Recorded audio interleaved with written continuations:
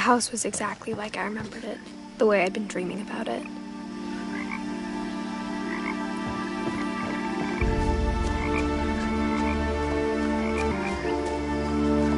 As a child, the house made me uncomfortable in a way I couldn't put into words.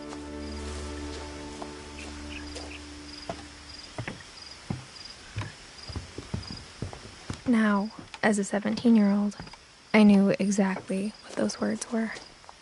I was afraid of the house. I hoped the key might unlock the front door. It didn't.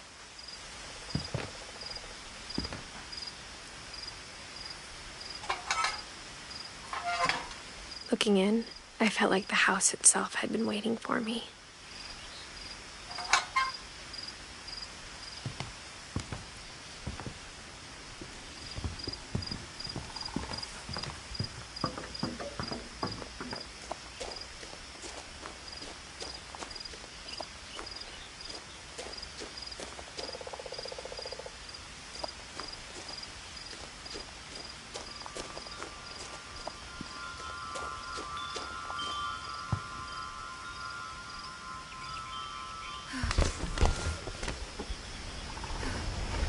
Crawling through the doggy door used to be a lot easier when I was 11.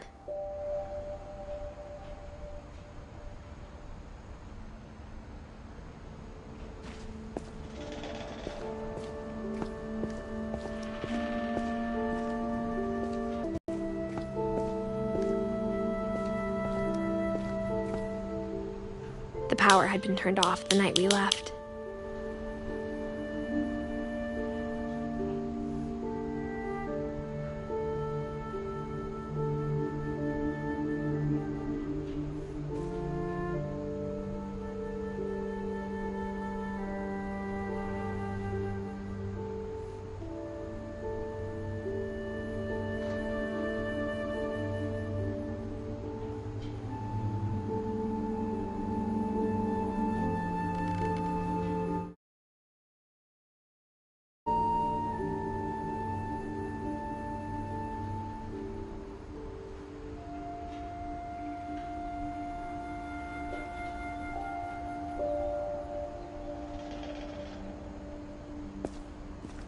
For the first time in years, I felt like I was home.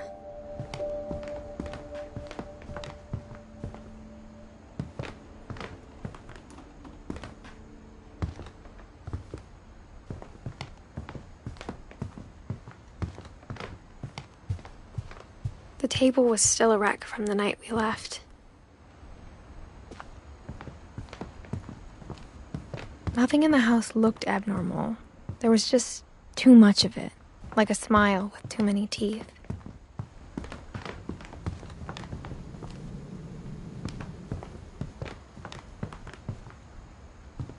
Mom always told me to stay out of the basement, so I wasn't too surprised when the key didn't fit.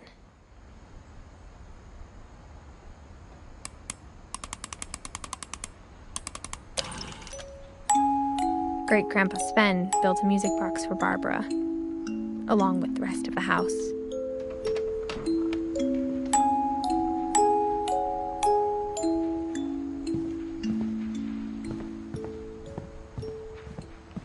My mom wasn't much of an optimist, but she never stopped believing that my brother Milton was alive.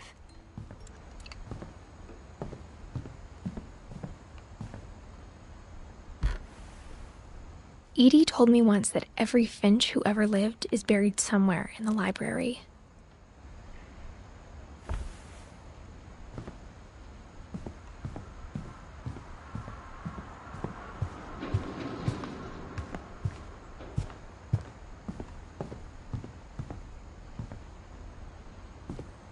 After Milton disappeared, Mom sealed up all the bedrooms.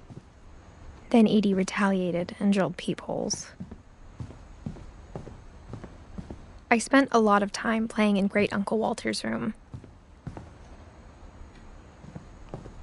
I think my mom sometimes regretted not sealing it up. Lewis told me there were secret passages, but I never believed him.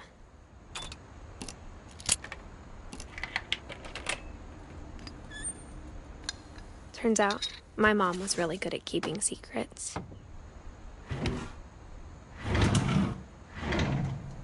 Now it was time to find out what my mom had been afraid of.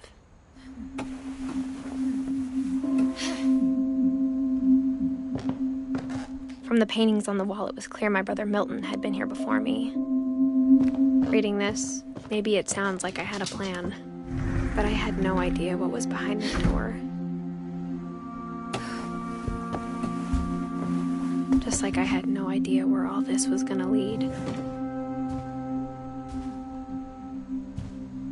I grew up looking at Molly's room through the peephole. I got the sense Edie had spent a lot of time here.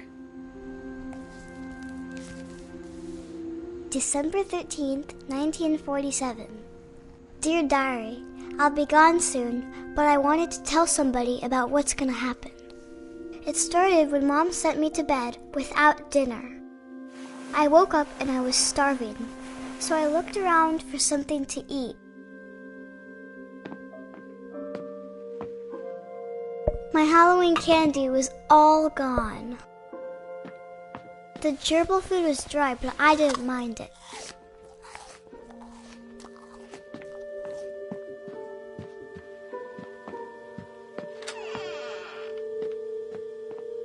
I kept eating and eating.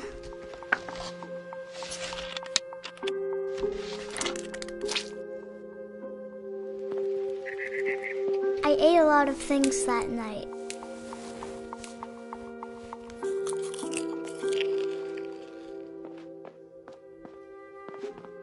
Then I heard chirping outside my window. It was a barn swallow going back to her nest. I reached out for her.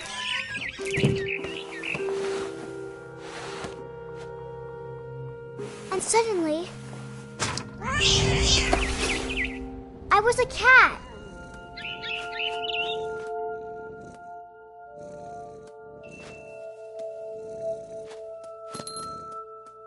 I tried to be quiet, but the bird was really scared.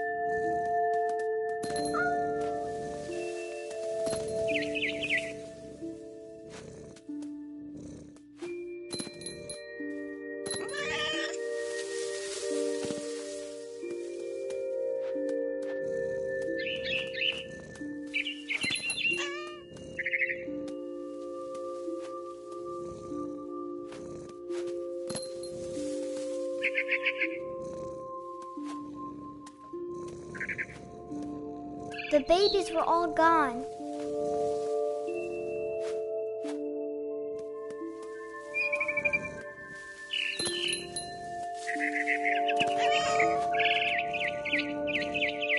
I jumped and I almost got her.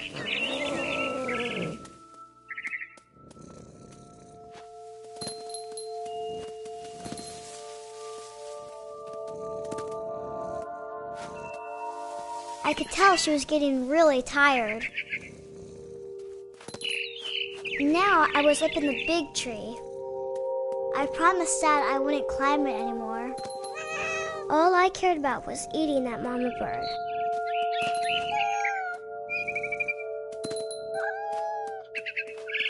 I gobbled her up. And suddenly, I was an owl. First, all I heard was the wind. Then I heard little teeth nibbling in the grass.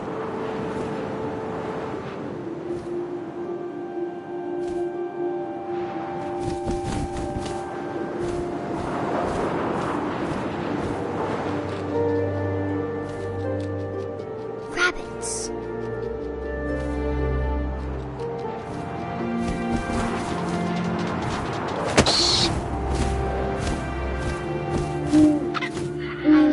His face looking up and seeing mine through my talons.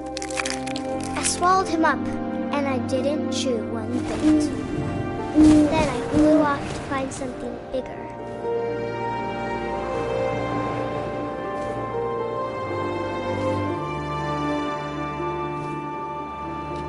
a mama rabbit.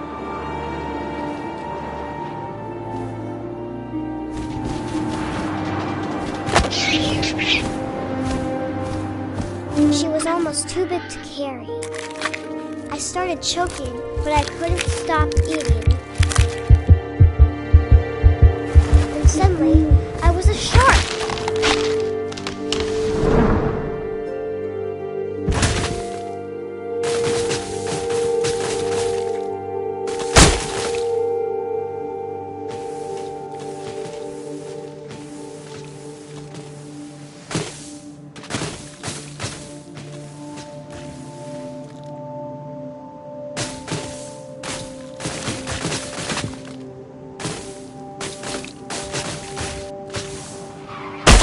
I rolled off a cliff and into the ocean. Now, I was hungrier than ever.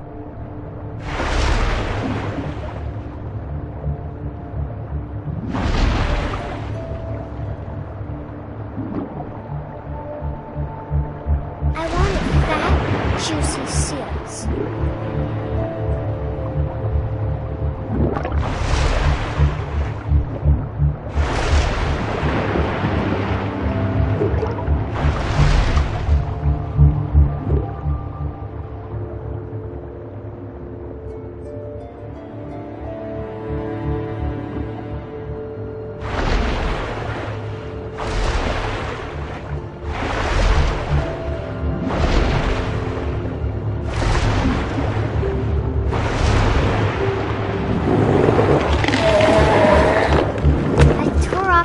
And it tasted really good.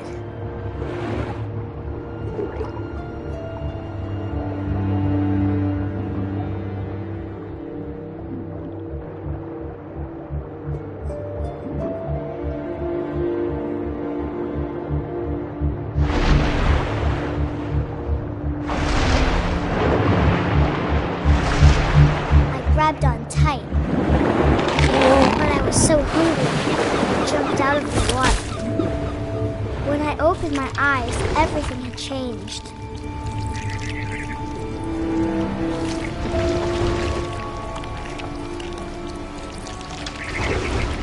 Now I was a monster, and I smelled people everywhere.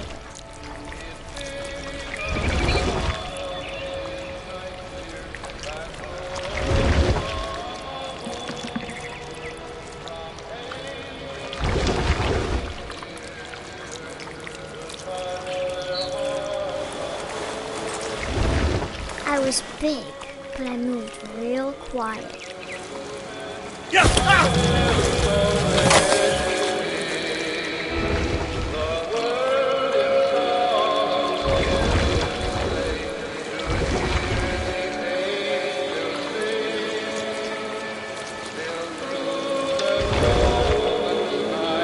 I wanted to stop, but also I didn't.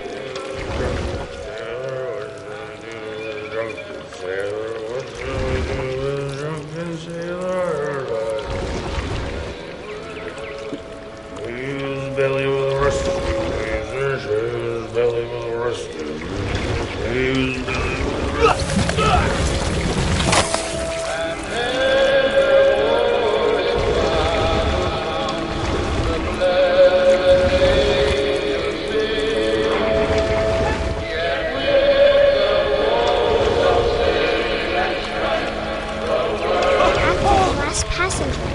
Still hungry, and to cross the water I swelled into new, something I had to have, so I swam towards it.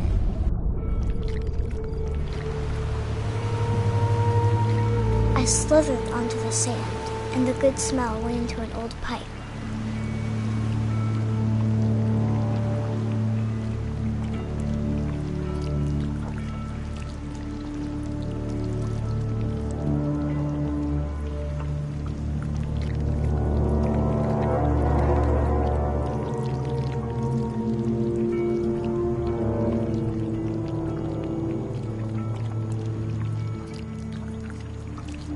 I got closer and closer.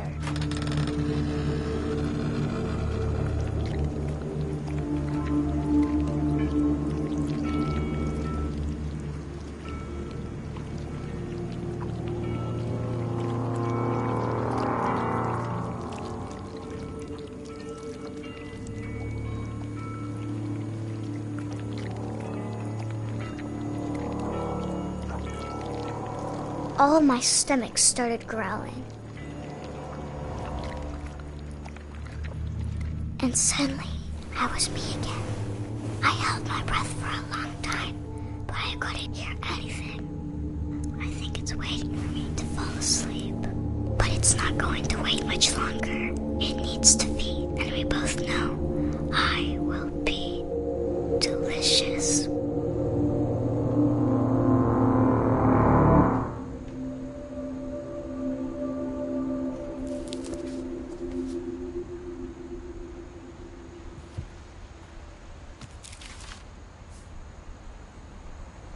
I'm not sure if I believed all of that, but I'm sure Edie would have.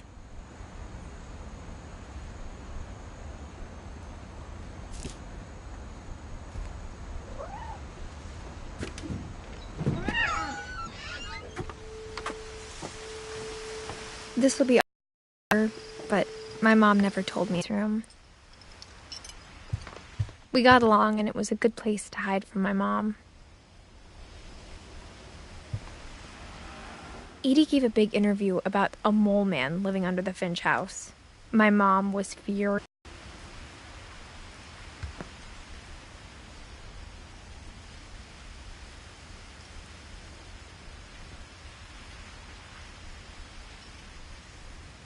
When Edie told people Sven was killed by a dragon, she could also have said he was building a dragon-shaped slide that collapsed. The only trace Grandpa Sam's first wife, Kay, left on the house was the pink bathroom.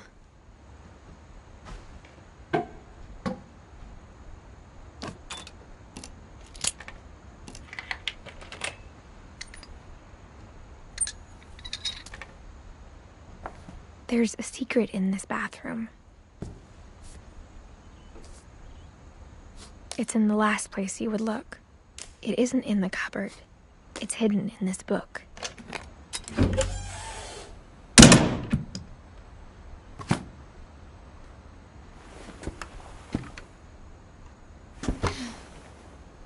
Sven gave Sam an old camera he'd refurbished. He never put it down.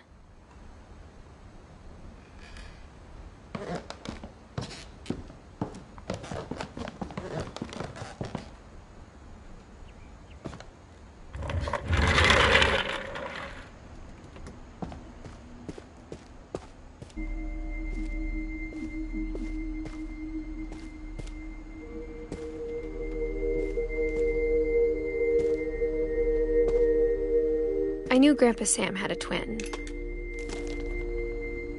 and that he never talked about him. I guess my grandpa didn't like history any more than my mom did.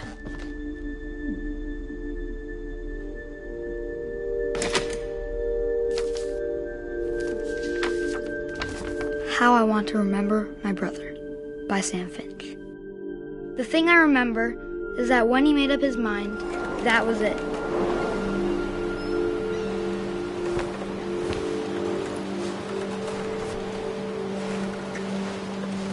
My brother said he'd die before he ate another mushroom, and he did. At Barbara's funeral, we swore we'd never be afraid again, and he wasn't. I think Calvin always wanted to fly. Sam! Calvin! Dinner's ready! Coming! But that day, he finally made up his mind to do it. I told him going around was impossible. Maybe if I hadn't said that. Calvin, I'm not gonna tell you again. Maybe if the wind hadn't picked up. Then maybe he'd still be here. But I doubt it. I think he'd already made up his mind. That's what I want to remember about my brother.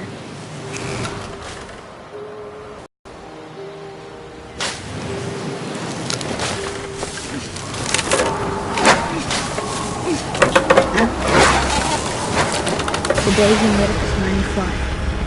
And he did.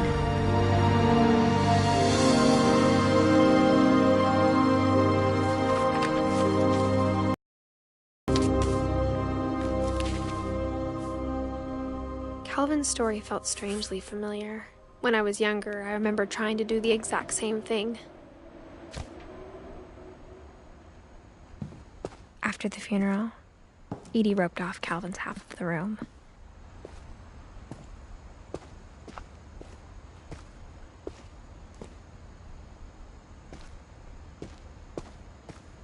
Mom said Grandpa Sam enlisted at 18 and never set foot in the room again.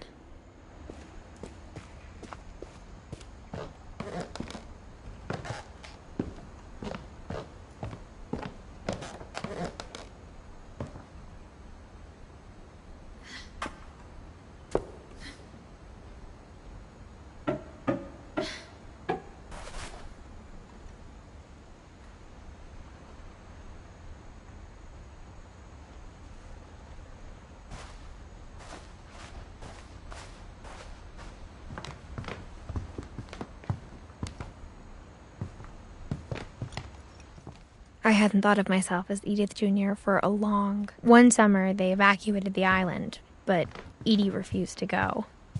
For a few weeks, she was a celebrity. Her room was like a museum. For 500 years, the Finches have been famous throughout Norway for their fortune. And misfortune.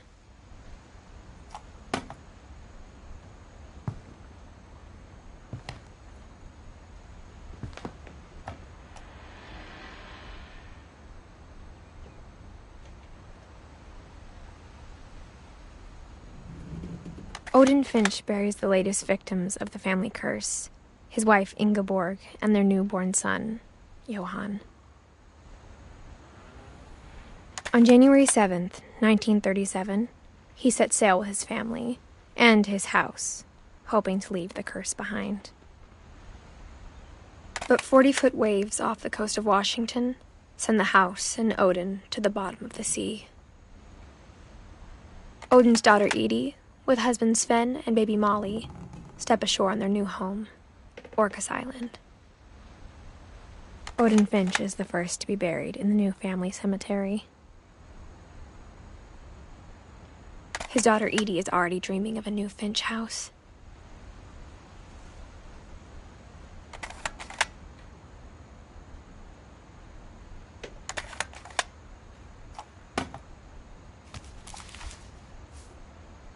Whatever's wrong with this family, it goes back a long ways.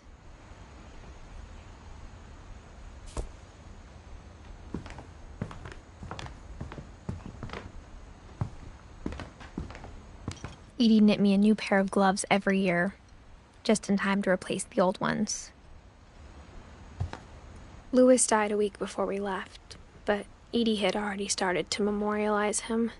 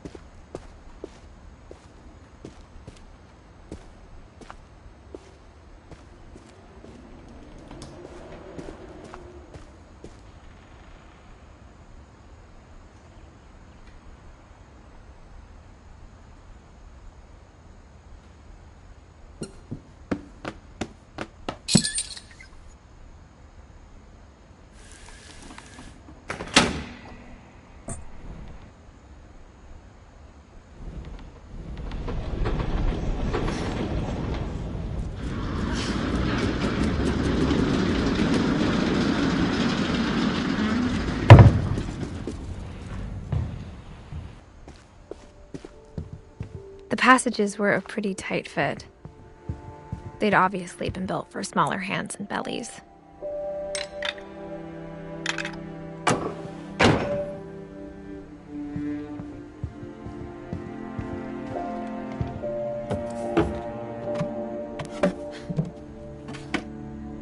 Growing up, I always thought of Barbara as a child star.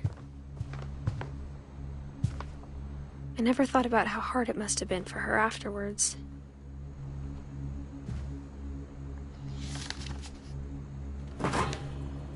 Of all the stories people wrote about Barbara's death, I'm surprised Edie saved this one.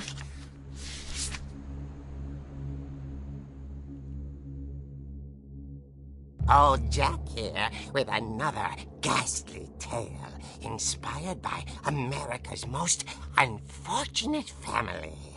I'm calling it The Surprise Ending of Barbara Finch. As a child star, Barbara was famous for her scream. Now at 16, she was all washed up. A has-been. But in a lucky break, she'd been asked to perform her signature scream at a local convention for monster movie fans.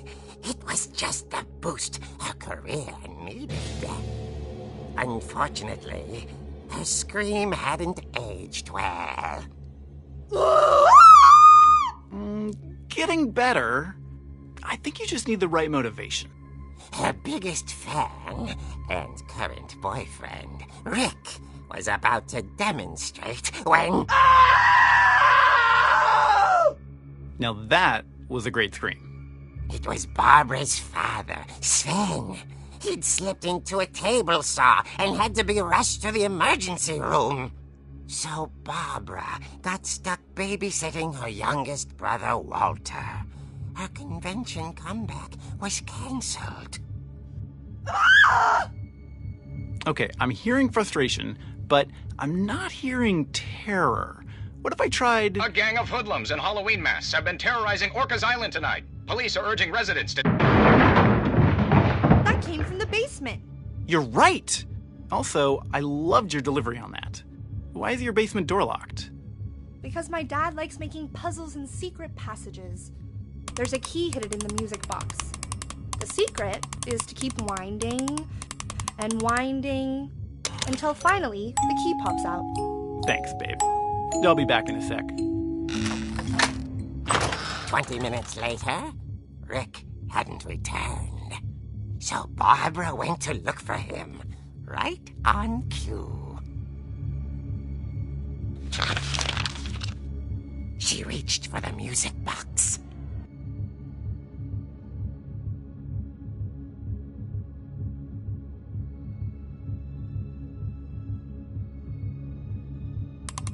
And as she wound the key, she listened for Rick, but the house was silent.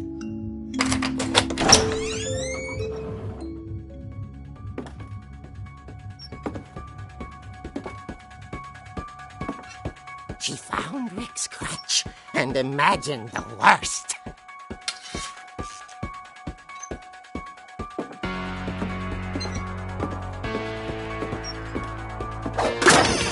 The gang's leader is the infamous Hookman Killer, Dr. Carl Hamill, who impaled and then ate his family 10 years ago tonight.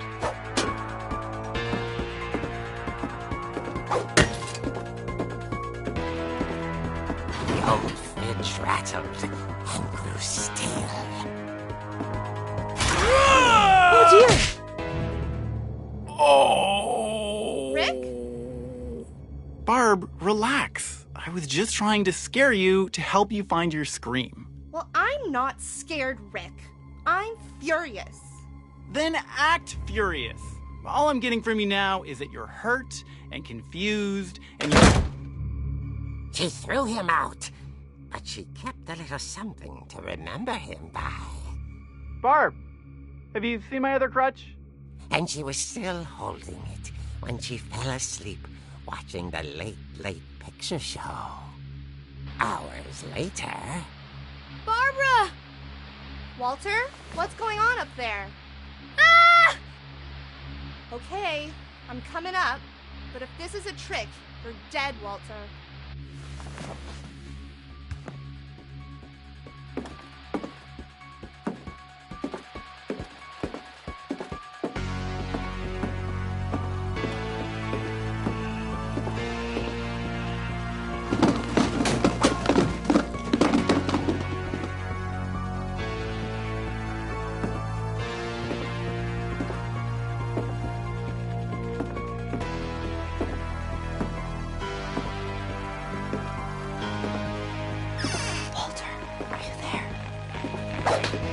Walter had vanished, but his bedside radio was still on. Orcas Island police describe the man as 6 feet tall, with a steel hook for a hand. Residents are urged to lock all doors and windows and notify the police of any suspicious activity. Barbara turned, saw the hook man, and was speechless. He was quite smashing.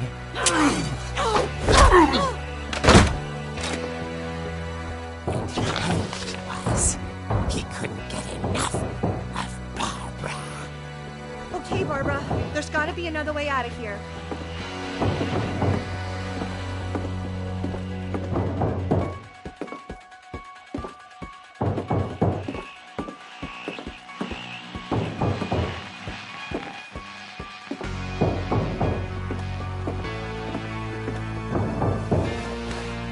That night, she played her part beautifully.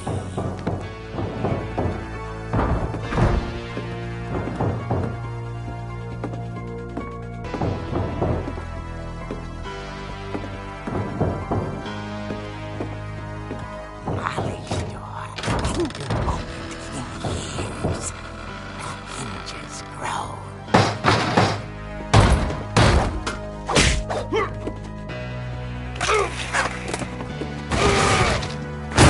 He wasn't moving, but she sensed the story might not be over yet.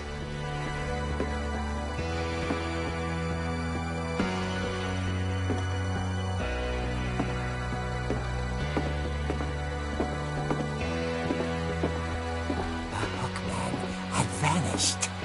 She listened for his breathing, but all she heard was...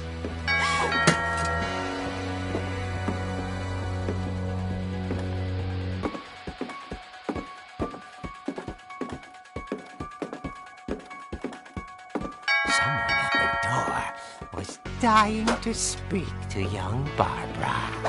At the door, she heard whispering. It was coming from inside the house.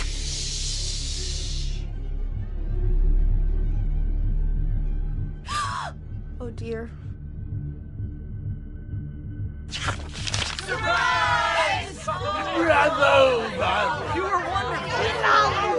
The monsters had come to surprise her.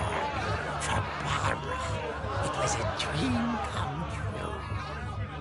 Then she saw what kind of monsters they were, and she realized what was about to happen. She was going to be famous. And with her final breath, Barbara Finch gave the performance of her life.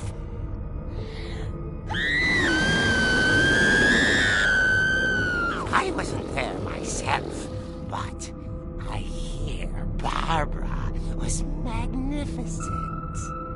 Poor girl. She had a taste for stardom. But unfortunately, so did her fans.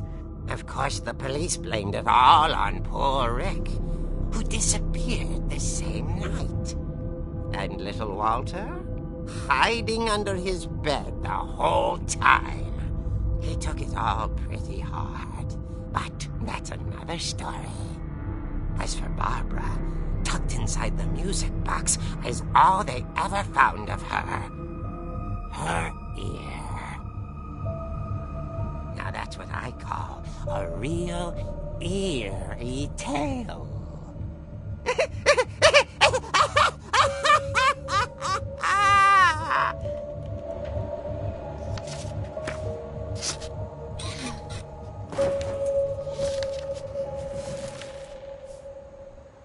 Edie told me all Barbara wanted was to be remembered, as absurd as that comic was. Maybe what Edie saw was a happy ending.